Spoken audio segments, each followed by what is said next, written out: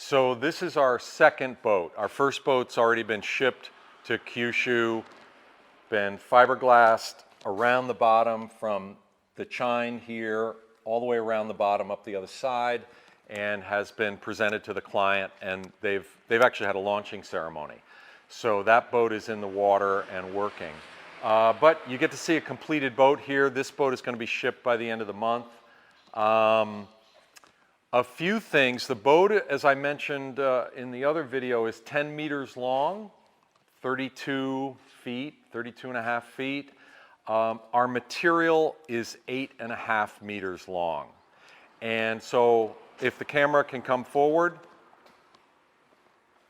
what we were forced to do was scarf planks to get full length.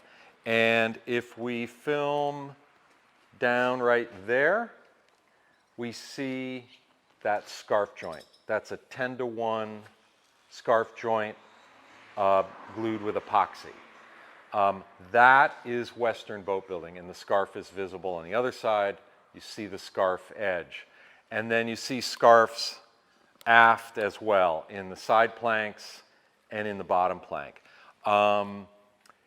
Japanese boat builders, when they scarf for length, do it differently. But we couldn't afford to do that because we just didn't have enough material to do that.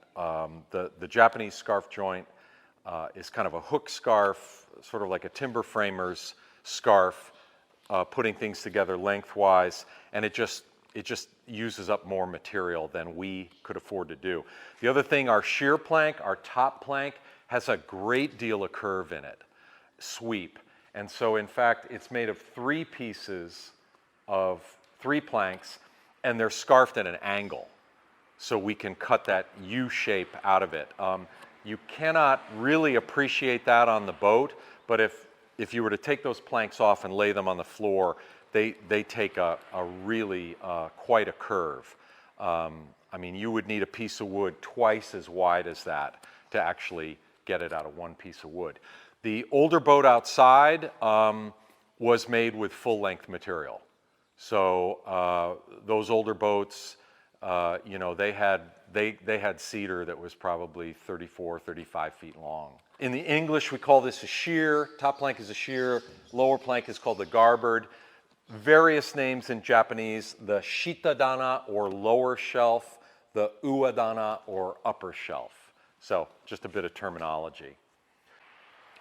So this is our lumber pile. We're getting close to halfway through the pile on our project. And Japanese boats are almost exclusively made of cedar, or sugi. And you can get it in very wide pieces, very long lengths.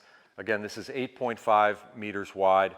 And the quality of this wood, jaw-dropping, mouth-watering. If you're a woodworker, I'm sure you appreciate you're looking at 8-meter stock that is knot free, largely knot free, just beautiful, beautiful material. It turns out the trees for this material were helicoptered off the top of a mountain in Nara Prefecture and then transported to Ehime Prefecture, where they were taken to a sawmill and milled up for us. Our boats are 100% cedar. Some Japanese boats, often a hardwood will be used for the beams, these athwartship beams, and the rest of the boat will be cedar. But in our case, even the beams are cedar, and that's just matching the original boat. The major exception in terms of species is in Gifu Prefecture, the mountains of central Japan, the Nagara River and the Kiso River. I apprenticed there in 2017 with one of the last builders of the iconic cormorant fishing boat. And in those 2 river valleys, boats are made of a wood called maki, which in English is called Japanese umbrella pine. Maki is a nice wood. It's much denser than cedar. It's very, very expensive. It's apparently much of it is being exported to China to make coffins in this day and age. So boat builders are having a hard time sourcing that, but it grows in Wakayama Prefecture. It's the one and only time I've used it. Anyway, turning now to our setup. Japanese boat builders, you go into a traditional boat shop, and one of the first things you'll notice is that the shop itself has massive overhead beams, because boat builders set up essentially on the shop floor, and everything is held in place with props. And so you have to have a strong beamwork overhead to do that. So the shop itself is one of the most important tools. And many boat builders like to work with a dirt floor. And the reason for that is you can set a stake, and that's fixed to the floor, and you can run a prop up to the boat, and so on. We, in this modern steel building with a concrete floor, we found ourselves at a disadvantage. So actually, one of the first things we did was fashion this diagonal up to the steel beams, and that allowed us to put in this overhead beam here, and it was critical because we had to get that curve, that unusual curve in the bottom of the boat. So the bottom of our boat lands high on a horse here, is then bent down to two lower horses fore and aft, and then is bent up quite a bit at the bow and at the stern. So our major props to push things down, we're using car jacks, and several of my teachers use that technique under a strong post. And there's our setup, so no shortage of props and things. One big deviation over Japanese boat building, the way it's traditionally done here, is we built a set of molds. This is Western boat building. So we built 3 molds that define the shape of the boat, and I did that because I have nothing to prop against. I can't prop against the floor. I could prop against that wall, but I have nothing over here, and so it was much, much easier, and you can see how this is working.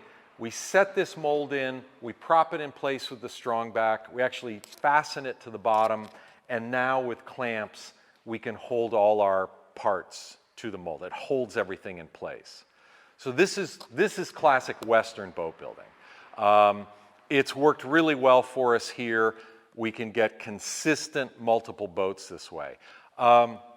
Japanese do it differently. There's no good or bad. I'm comfortable with this. I'm comfortable with the Japanese method, but I just didn't have the shop space that made that method possible. And so we're working off molds. Now we will transition to showing how to put a fastening in, the process of putting a fastening in.